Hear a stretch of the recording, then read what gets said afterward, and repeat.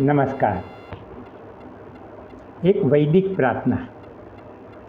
ઓમ અસ્તોમા સદ્ગમય તમસોર્મા જ્યોતિર્ગમય મૃત્યોર્મામૃતમ ગમય. ઓમ શાંતિ શાંતિ શાંતિ. આ પ્રાર્થના બૃહદરણ્યક ઉપનિષદમાં છે અને એક ગુજરાતી કવિએ તેનું બહુ સરસ ભાષાંતર આ પ્રમાણે છે. અસત્યો માહેથી પ્રભુ પરમ સત્યે તું લઈ જા, ઊંડા અંધારેથી પ્રભુ પરમ તેજે તું લઈ જા, મહામૃત્યુમાંથી અમૃત સમીપે નાથ લઈ જા. સરસ ભાષાંતર કર્યું છે.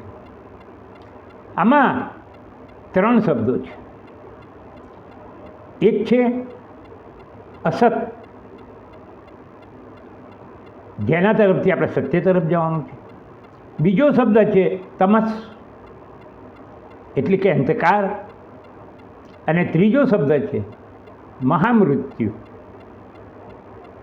આ ત્રણેય શબ્દો વાસ્તવિક રીતે જોવા જઈએ તો ભગવાન શંકરાચાર્યના મતે સમાનાર્થી છે, સિનોનિમસ વર્ડ છે. જેને અસત કહો છો એ જ અંધકાર છે, જે અસત્ય છે એ જ અંધકાર છે. કહેવાય છે ને કે અજ્ઞાની અને આંધળો સરખા. જે અસત છે